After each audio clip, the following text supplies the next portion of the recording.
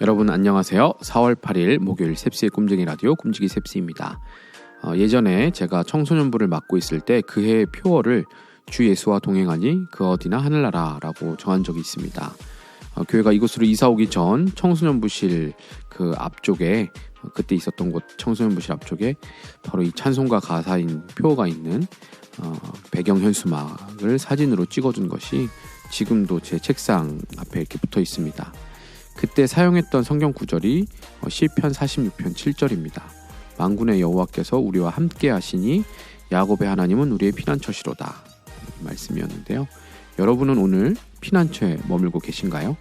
오늘도 이 땅에 발 딛고 살지만 하늘나라를 걷고 계신가요? 다시 코로나 4차 재유행의 조짐이 보이고 있습니다.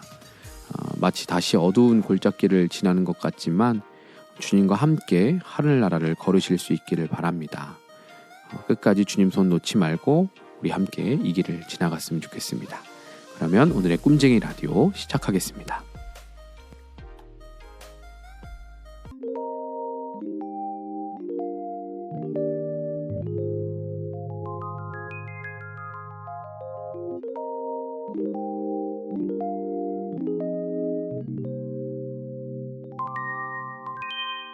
셉스의 꿈쟁이 라디오. 오늘의 메시지 시간입니다. 오늘의 큐티인 본문 역대하 1장 1절에서 13절까지 말씀을 메시지 성경 번역으로 읽어드리겠습니다. 다윗의 아들 솔로몬은 왕위를 튼튼히 굳혔다. 하나님께서 그와 함께 계시며 그에게 큰 도움을 베풀어 주셨다.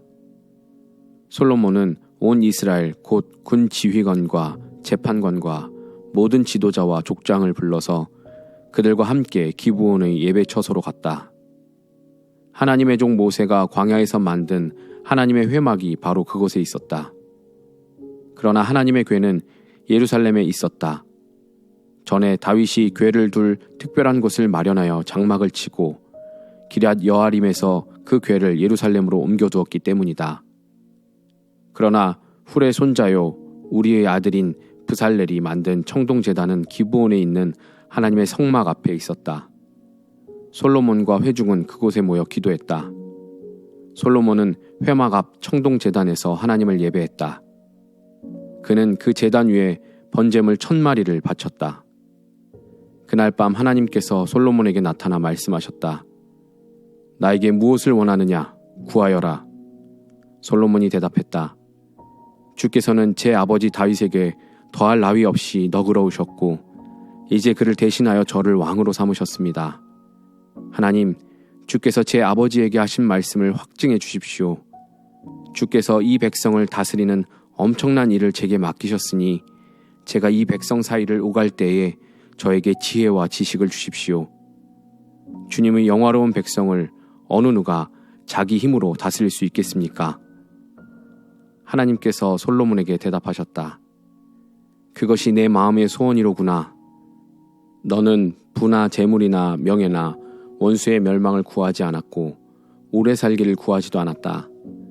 내가 너를 내 백성의 왕으로 삼았더니 너는 그들을 잘 통치할 수 있도록 지혜와 지식을 구했다. 그러므로 나는 내가 구한 대로 지혜와 지식을 내게 줄 것이다. 또한 나머지도 내게 덤으로 줄 것이다. 내 앞에 어떤 왕도 누린 적 없고 내 뒤에 어떤 왕도 누리지 못할 부와 재물과 명예를 줄 것이다. 그 후에 솔로몬은 기브온의 예배 처소와 회막을 떠나 예루살렘으로 갔다. 그는 이스라엘의 왕으로 다스리기 시작했다. 솔로몬은 전차와 말을 모았다. 그가 모은 전차가 1400대, 말이 12,000마리였다. 그는 그 말들을 예루살렘뿐 아니라 전차가 주둔해 있는 특별 성읍들에도 두었다. 왕 덕분에 은과 금이 돌처럼 흔했고 백향목도 낮은 산지에 무화과 나무만큼이나 흔했다. 왕이 타는 말은 이집트와 실리시아에서 들여왔는데 특별히 왕의 중개인들이 매입했다. 이집트에서 들여온 전차는 은 6.8kg, 말은 은 1.7kg에 거래되었다. 솔로몬은 헷과 아람 왕실을 상대로 마을 무역업을 벌여 호황을 누렸다.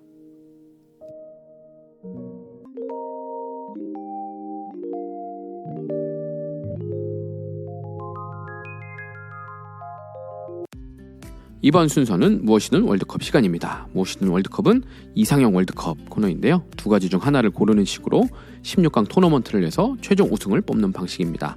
여러분도 함께 들으면서 선택해보시고 여러분만의 우승을 결정해보시면 재미있을 것 같습니다. 오늘 할 주제는 최고의 음식 조합 이상형 월드컵을 해보겠습니다. 어떤 조합으로 음식을 먹으면 최고의 조합일지 여러분들도 한번 같이 들어보시면서 선택해보시면 재미있을 것 같네요. 한번 시작해 보도록 하겠습니다. 샌드위치 우유 그리고 삼겹살 버섯. 샌드위치랑 삼겹살 대결인데 뭐 샌드위치가 삼겹살을 이길 수는 없죠. 네, 삼겹살과 버섯이 더 맛있는 조합인 것 같아요. 피자 스파게티 그리고 떡볶이 주먹밥. 피자 스파게티는 둘 다 좀 약간 느끼하잖아요. 그래서 저는 떡볶이랑 주먹밥 선택하겠습니다. 요즘에는 이거 매운 떡볶이 이렇게 주먹밥 찍어서 먹잖아요. 자, 콘치즈와 맥주 그리고 오레오랑 우유. 저는 맥주를 먹지 않기 때문에 오레오와 우유. 네, 뭐 광고에서도 오레오 우유에 찍어 먹으라고 아예 그냥 대놓고 광고를 하죠. 자, 그렇고요. 그 다음 삼겹살과 파절이, 족발 대 쟁반국수. 이거 거의 결승급인데. 저는 파절이를 굉장히 좋아합니다. 그래서 삼겹살 먹을 때 파절이하고만 있어도 먹을 수 있을 정도로 파절이를 좋아하죠. 족발의 쟁반국수도 정말 국룰이죠. 네, 이거는 뭐 무조건 이렇게 먹어야 되는데, 야, 굳이 고른다면 네, 앞에 삼겹살을 하나 했으니까 이번에는 족발 쟁반국수 하겠습니다. 전 족발도 굉장히 좋아합니다.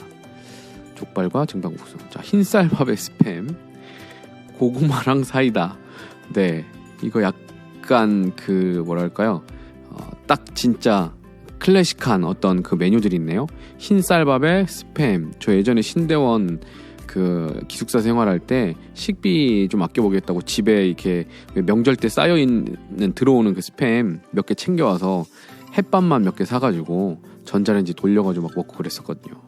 그래서 흰쌀밥에 스팸 정말 완전 이것도 국룰이죠. 그리고 고구마에다가 사이다.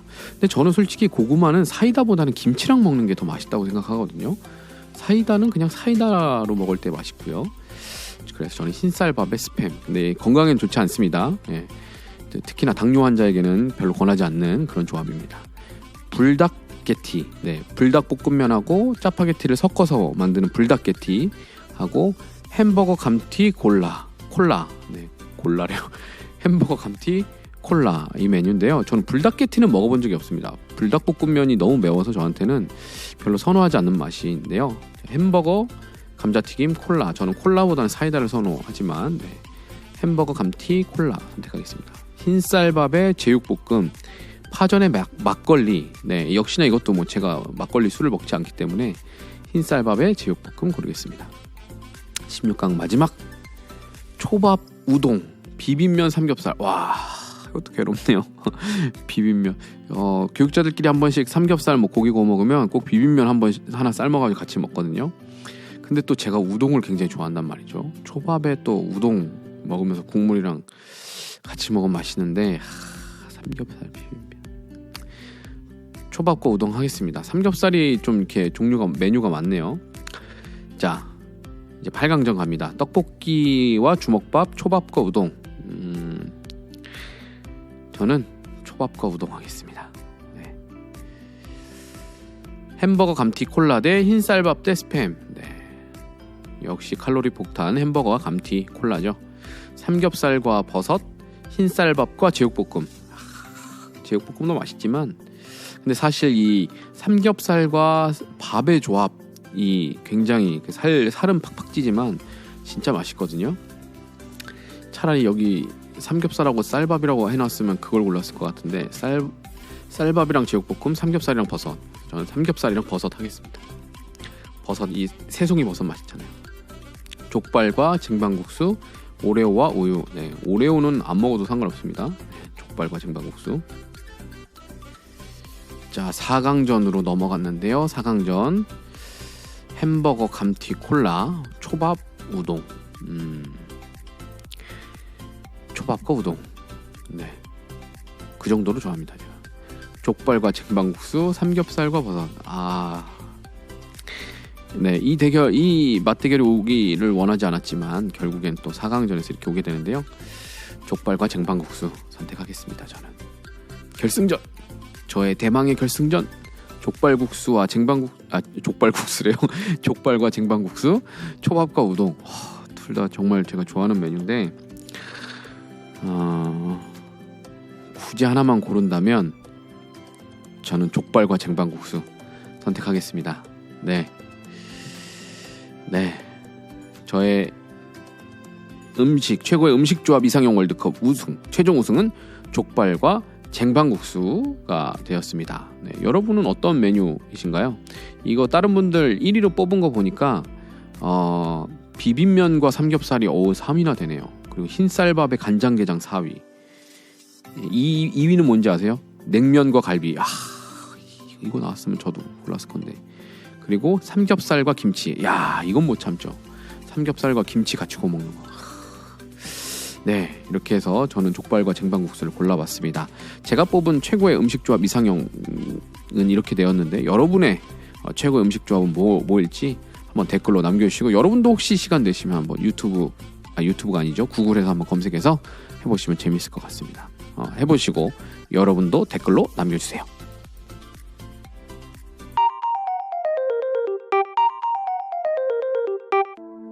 이번 코너는 책 읽어주는 남자 시간입니다. 조정민 목사님의 사람이 선물이다 중에서 영혼은 성소이다, 거룩한 곳, 영혼은 성소이다 챕터 중 글귀 10개를 읽어드립니다. 첫 번째, 실상이 보이면 허상의 마음이 흔들리지 않습니다. 진짜를 가지면 가짜를 부러워하지 않습니다. 영원한 것에 눈뜨면 눈앞에 잠시 있다가 사라질 것들에 마음을 빼앗기지 않습니다. 두 번째, 마음속에 이루어진 일이 실제 이루어지지 않을 수는 있어도 마음속에 이루어지지 않은 일이 실제로 이루어지는 법은 없습니다. 세 번째, 무엇보다 내 마음 지키는 일이 먼저입니다. 건강보다, 가정보다, 직장보다 내 마음 지키는 일이 먼저입니다. 건강이 상하기 전에, 가정이 허물어지기 전에, 직장을 떠나기 전에 이미 마음이 상했습니다.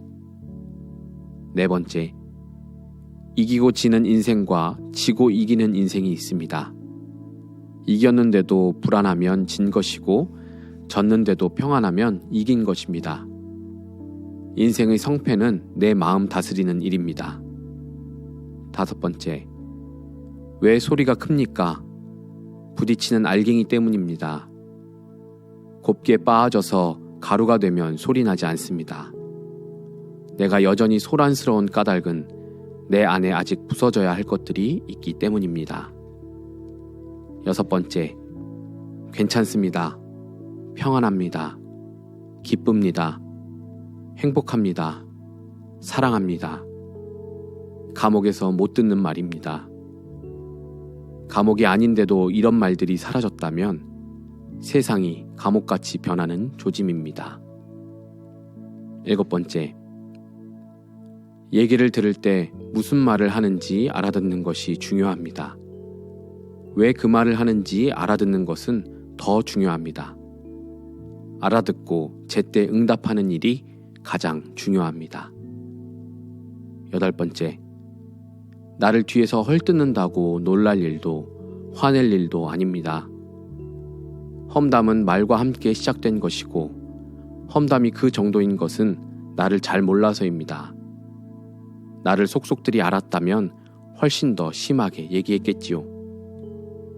아홉 번째, 말은 생각을 다듬어 행동을 다듬습니다. 말은 의식의 골을 파 무의식의 골을 팝니다. 말은 현재를 조각해 미래를 조각합니다. 말이 바뀌어서 삶이 바뀝니다. 삶을 다루는 조각칼입니다. 마지막 10번째, 말 한마디 무심히 내뱉을 일이 아닙니다. 말이 사람을 지나다닌 자리에 남는 흔적이 인격입니다. 내 안에 남아있는 사람들 말의 흔적, 내 안에 지워지지 않은 내 말의 흔적이 바로 내 인격입니다. 네, 이렇게 10개의 글귀를 읽어드렸는데요. 여러분은 어떤 글귀에 가장 공감이 가시는지 댓글로 남겨주시기 바랍니다.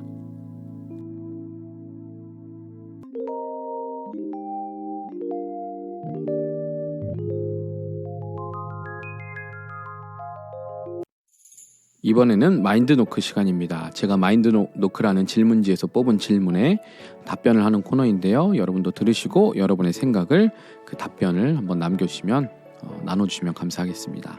지난주 질문은 교회에서 맡고 있는 직책이 있나요? 어떨 때 보람을 느끼나요? 또 어떤 점이 힘든가요? 라는 질문이었습니다. 네, 제가 교회에서 사역을 하고 있으니까 그와 관련된 이야기를 했었는데요. 여러분은 자신이 맡은 직책, 섬김의 자리 보람 있게 잘 감당하고 계신가요? 네, 여러분도 한번 돌아보시면 좋을 것 같고요. 이번 주 마인드노크에서의 뽑은 질문은요.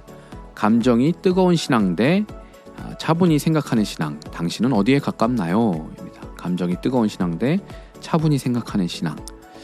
굳이 구분해서 생각하자면 저는 감성적이기보다는 이성적인 쪽에 가까운 것 같습니다. 그래서 질문에서 감정이 뜨거운 신앙과 차분히 생각하는 신앙에 대한 답을 둘 중에서 굳이 선택을 해야 된다면 차분히 생각하는 신앙인 것 같습니다. 그런데 또 한편으로 생각해보면 신앙생활을 하면서 제가 차분히 많이 생각을 하느냐 하면 그렇지 못할 때도 많거든요. 청년의 때에는 감정이 뜨거운 신앙을 지내기로 했습니다. 굉장히 마음에 막 그 열정이 있고 주님을 위해서 당장이라도 헌신하고 선교를 나갈 것처럼 막 그렇게 살아가기도 했었으니까요. 예배 때마다 많이 부르짖고 막 눈물 흘리기도 했었습니다. 그러나 이제 생각해보면 두 가지가 다 제 안에 존재하는 것이죠. 두 가지 모두 다 뜨거운 감정이 뜨거운 신앙도 있고 차분히 생각하는 신앙도 제 안에 있는 것이죠. 다만 보편적으로 제가 보이는 신앙의 모습, 반응은 차분히 생각하는 그런 쪽인 것 같습니다. 하누리교회에서 사역하면서는 두 가지 모두의 균형을 이루어가야 된다라고 배우고 느끼고 있어서 그렇게 하려고 노력하고도 있습니다. 네, 너무 차가운 이성적으로 생각만 하는 신앙이 아니고 감정적으로도 뜨겁고 경험하고 예수님을 경험하는 그 신앙, 두 가지가 다 가야겠죠. 여러분은 어떠신가요? 여러분의 신앙은 뜨거운 감정인가요? 차분히 생각하는 신앙인가요? 두 가지로 이렇게 이분법으로 나눌 수는 없지만 여러분은 어떠신지 여러분의 이야기도 한번 들려주시면 감사하겠습니다.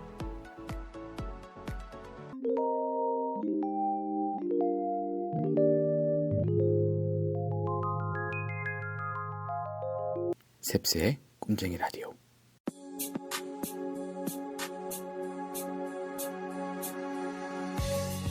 여러분은 기쁜 일이 있거나 힘든 일이 있으면 누구에게 가장 먼저 연락을 하시나요? 아마도 그때 가장 먼저 떠오르는 사람, 가장 먼저 연락하는 사람이 여러분이 가장 사랑하는, 또 여러분 스스로가 내 편이라고 생각하고 의지하는 그런 사람일 것입니다. 부활하신 예수님께서는 막달라 마리아와 제자들에게 부활하신 모습을 나타내시고 그들을 만나셨습니다. 예수님을 배신하고 도망갔던 제자들, 별 볼 일 없고 가난하고 힘없는 그 여인들에게 예수님은 가장 먼저 찾아가셨습니다. 이러한 장면은 예수님께서 그들을 얼마나 사랑하고 또 사랑하셨는지를 알 수 있게 해줍니다.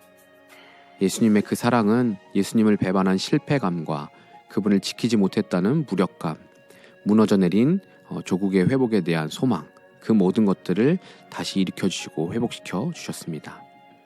오늘도 기쁘고 힘든 수많은 삶의 사건들을 마주할 때마다 그 큰 사랑으로 우리를 끌어안으시고 회복시키시는 주님을 바라보실 수 있길 바랍니다.